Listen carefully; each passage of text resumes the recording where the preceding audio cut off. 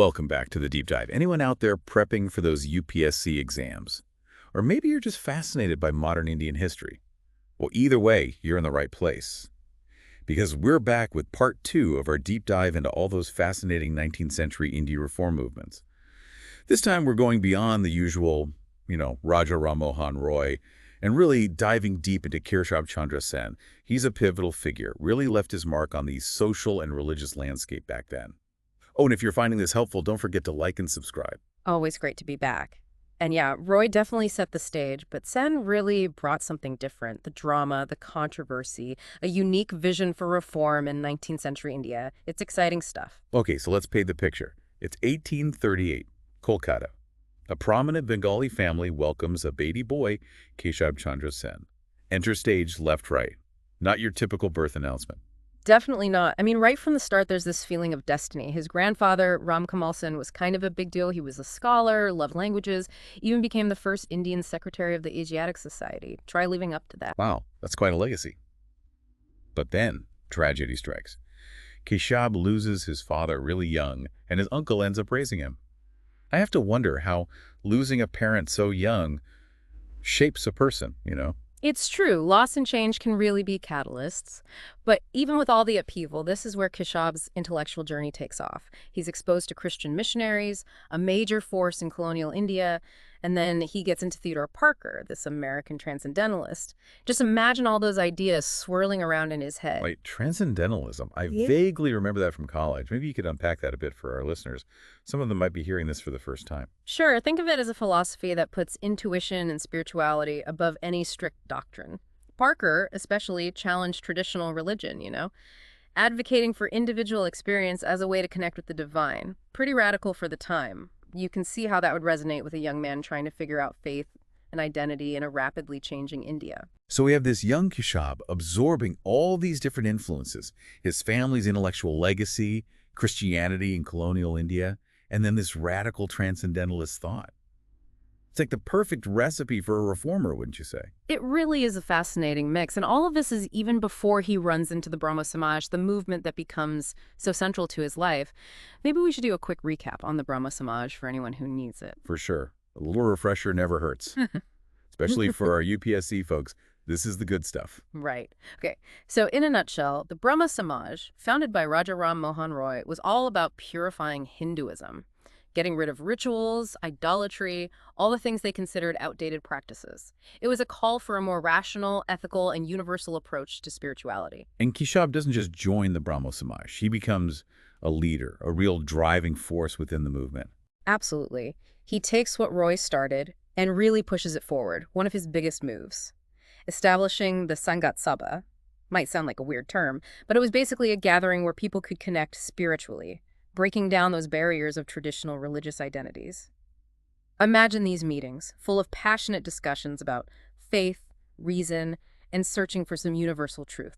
It's almost like he's creating this space for dialogue, for shared spiritual exploration, even bridging the gap between Christianity and Hinduism. That's got to be pretty radical for 19th century India, don't you think? And how did people react to these bold attempts at reshaping religious understanding? Well, that's where things get interesting. And that's a story for next time. We'll delve into the public reaction and how Keshab tried to forge a new religious identity in part 2. You're totally right.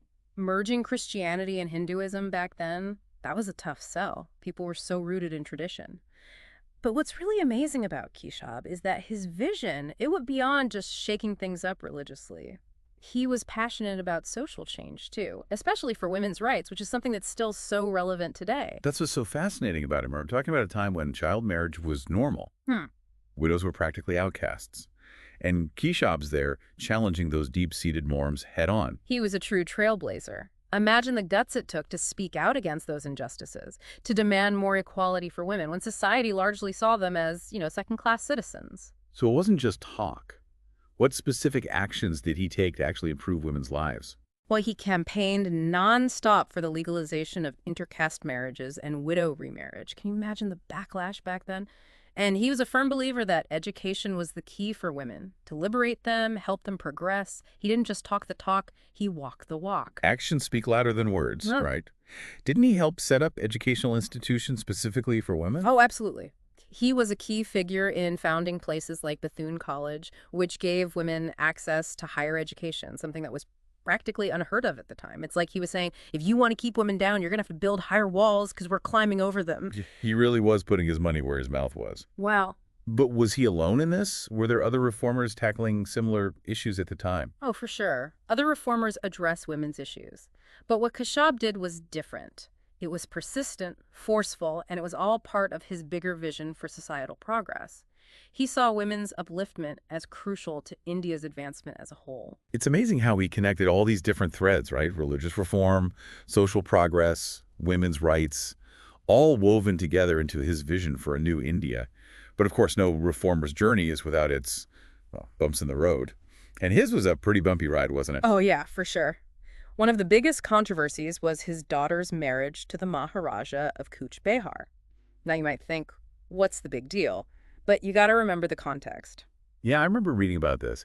It wasn't exactly a fairy tale romance, right? No, not quite. The Maharaja was a Hindu ruler, and there was a pretty big age difference between him and Keshab's daughter. So naturally, people started raising eyebrows, questioning Keshab's commitment to his own reformist ideals, like, is he actually practicing what he preaches? It's that classic dilemma, isn't it? Personal choices clashing with public image, especially for someone who's supposed to be a moral leader. How did the public react to this? Public opinion was divided, for sure. Some saw it as a total betrayal of his principles, a sign that maybe he wasn't as progressive as he seemed. Others defended his right to make his own choices, saying his personal life shouldn't overshadow all the good he did for social reform. It was messy, a human situation, which to me makes it even more interesting. Human, definitely.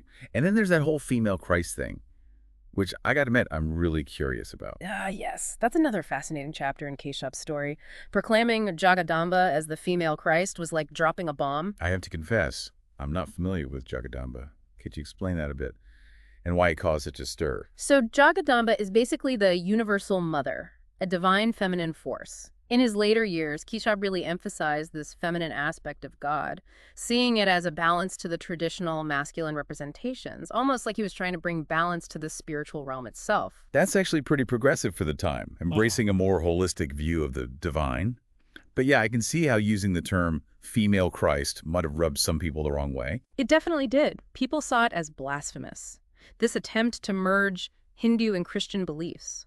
But remember, Keshab had always been drawn to this idea of a universal religion, a faith that went beyond cultural boundaries. So maybe, in his own way, he was trying to build bridges. So even in his most controversial moments, we still see threads of those early influences. The Christian missionaries, his fascination with transcendentalism, his dedication to social reform, it all comes together in a way, even if it's messy and controversial. Right, and these controversies, they're not just about Keshab himself. They give us a peek into the bigger tensions of 19th century India. The clash between tradition and reform, the struggle to reconcile old beliefs with modern ideas. Like India was going through an identity crisis of its own. But these tensions weren't just happening on a societal level, right? They were brewing within the Brahmo Samaj itself. Oh, absolutely. And that's where we see the movement start to fracture, splitting into different branches. It's almost like a Shakespearean drama, internal conflicts leading to these dramatic breaks and new factions forming. It's like a family feud, but with religious and social reform at stake. What were the big sticking points within the Brahmo Samaj? Was it all philosophical, or were there like practical issues too? A bit of both, I think. As Keshab's ideas evolved, they started clashing with the more, traditional members of the Brahmo Samaj. There were these heated debates about interpreting theology, ritual practices, even the leadership structure. It's like they were building a new house, but arguing over the blueprints the whole time. Oh, so not just a clash of ideas, but a power struggle too. Yeah, exactly. And Keshab, with his strong personality and bold pronouncements, wasn't always seen as the most collaborative leader. Some thought he was too autocratic, even dictatorial. It's a classic problem, right? Balancing strong leadership with inclusivity, especially when you're dealing with such complex issues. A challenge for any leader, for sure. So break down these splits for us. When did the Brahmo Samaj actually start fracturing? And what were the main groups that came out of all this turmoil? The first big split happened in 1866. That's when Keshab and his supporters broke off and formed the Brahmo Samaj of India. They felt the original Brahmo Samaj, which became known as the Adya Brahmo Samaj under Debendranath Tagore, was just too stuck in its ways, not open to the kind of radical change Keshab was pushing for. So the Brahmo Samaj of India, they were the progressive wing, pushing the boundaries of reform even further. Exactly. They embraced Keshab's vision of a more universal, inclusive approach to religion and social reform, promoting ideas that were way ahead of their time. But even within this progressive group, there were tensions brewing. Hold on, so even within Keshab's own branch, there was more drama to come. This is like a soap opera, but with the future of social and religious reform hanging in the balance. Yeah, it's wild. Just a few years later, in 1878, a group within the Brahmo Samaj of India split off and formed the Sadharan Brahmo Samaj. This split was mainly driven by dissatisfaction with Keshab's leadership style and some of his theological ideas, especially that Jagadamba controversy. So even among those who agreed with Keshab's vision for reform, there were differences in how to get there, how to lead the movement. It makes you wonder how these splits affected the Brahmo Samaj's impact on India. Were they able to actually achieve their goals? Or did all the infighting weaken their influence? That's a tough question. It's hard to say for sure what the exact impact of the schisms was, but definitely they fragmented the movement. It's possible they spread their energy and resources too thin. It's a good reminder that even movements with the best intentions can fall victim to their own internal struggles. A lesson for reformers of any era, wouldn't you say? Totally. So let's shift gears a bit and talk about Keshab's legacy. He was controversial, no doubt, but he definitely made a huge impact on 19th century India. How should we remember him? Beyond all the controversies and the splits, Keshab Chandra Sen was a complicated guy, a social reformer, religious leader, a champion for women's rights.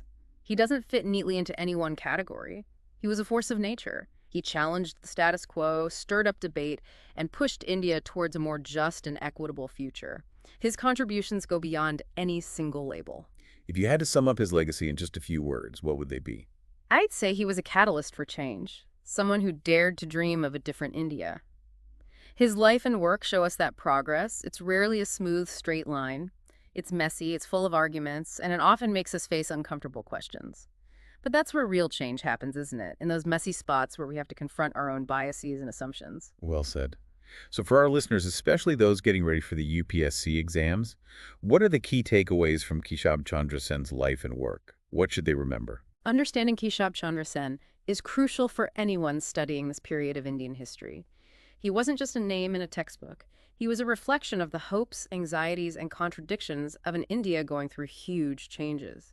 He championed progress, but he also embodied the challenges of making that progress happen. He reminds us that history isn't just about dates and events, but about people, with all their imperfections, trying to make a difference. Exactly.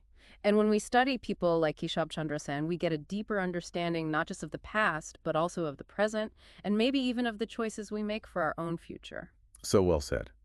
Well, that wraps up our deep dive into Keshab Chandra Sen. It's been an amazing journey, and hopefully you've all learned something new. If you want to explore further, check out the show notes for some great resources. And don't forget to go back and listen to part 1 of this series for more background on the 19th century reform movements. There's always more to learn, more to discover, and more to talk about. Thanks for joining us on this deep dive. Don't forget to like, subscribe, and share this episode with anyone who might find it interesting. We'll see you next time for another journey into the past.